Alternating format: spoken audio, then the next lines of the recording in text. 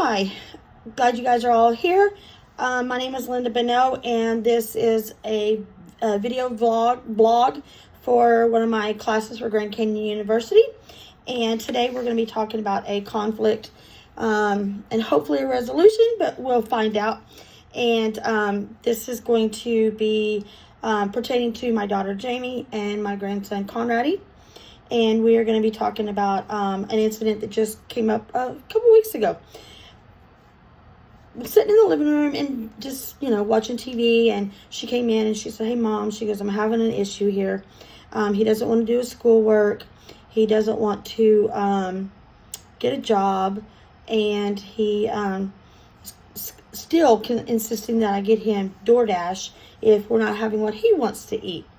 So after listening to her and giving her some advice, basically letting her vent a little bit, and then giving her a little bit of advice and saying, "Hey, maybe try some of these things I've been learning in my class." And so one of the things that she did, or I had her do, was we sat down and we made a list of things that might help. One of them was just avoid it. Avoid it as long as you can. And she said, "Well, Mom, I really have. He's going to be 18 in December. So how much longer do I avoid it?" Okay. So then I said, "Well, what about trying to, bond with him? Just before he feels like all you're doing is getting on to him, try bonding with him a little bit. Give him a little bit of time to just kind of maybe have fun with you, or, just hang out." And then the third thing that I said was show some empathy. Maybe he just needs a little bit of understanding, and maybe someone that will just go, "Wait a minute, what if we did it like this?" Or what is the real reason why you don't want to do what you're being asked to do? So she's like, "Okay, well, I can try that." So she went in and she talked to him, and she said, "We've been avoiding this for quite some time and not wanting to fuss with you any longer. But at the same time, you're going to be 18 in December, and you got a whole life ahead of you, but you're going nowhere. And what do you think you're going to get if you don't start doing some things?" And she that was met with refusal and resistance, and he basically told her to get out of his room. So she walked away, and she came back, and she said, "Well, told him that I was trying to avoid things and just wanted to maybe get, understanding of why he was being defiant." And I said, "Well, we talked about maybe trying to bond with him a little bit. Maybe try that."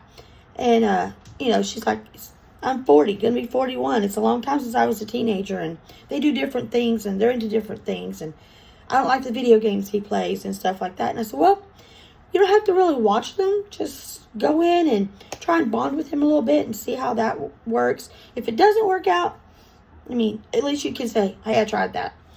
And so he let her in for a few minutes, and I guess she, after a little bit, she said, "Can we talk about, what you need to be doing, or some things you could do to maybe, better your life a little bit?"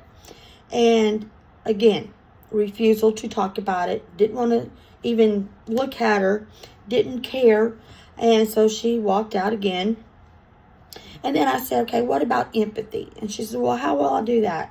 And I said, "Maybe just let him know I had a tough time in school, and I didn't always want to do my schoolwork, and I'm in college now. Sometimes I don't want to do my schoolwork now. But if you don't do something, what is your life going to look like? What is it going to be?" So she went in and she sat down. This was met with a little more, I guess you would say, compliance or acceptance, maybe. And she said, "I understand that it can be tough, and I understand that you don't always want to do it. And I'm not asking you to do it all the time. Let's just get caught up, and I'll help you with the hard stuff, and let's see how we can go from there and see if we can accomplish anything." And he talked to her for a while, and I guess maybe decided that, well, she does understand but doesn't understand, and I don't care if she understands or not. I'm really not going to do it because I don't want to do the schoolwork, and I don't want to get a job, and she just needs to do what I need her to do for me. So she left, and she came back, and she said, "Mom, now what?" And I said, "The best thing I can tell you is you've tried all three. You've tried avoiding. You've tried bonding with him, and you've tried showing him that you understand and that you care. I would just start withholding things. And so she has decided that until he gets a job and until he does some kind of something towards school, that she's not going to give him money. She's not going to rush out and order DoorDash. She'll provide food at home. If he doesn't want that, well, that's, nothing she can do about it.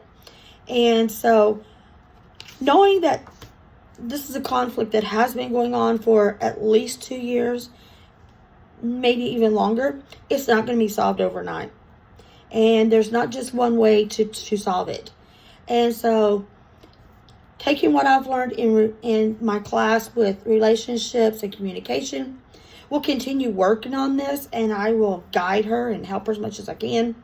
But at this point, she's going to show him where there's places that are hiring. She'll help him do the applications. If he decides he wants to do some kind of school online, she'll help him with that. But as far as providing the non-essential things that he's wanting, that's not going to happen anymore. So this conflict was not resolved completely, but she does have a plan in action, and we're going to work on it. And I hope that he will see that she has his best interests and will come around and want to get that GED and want to get a job and want to do things that he wants to do and improve his life. Thank you, and I hope that helped. And see you later.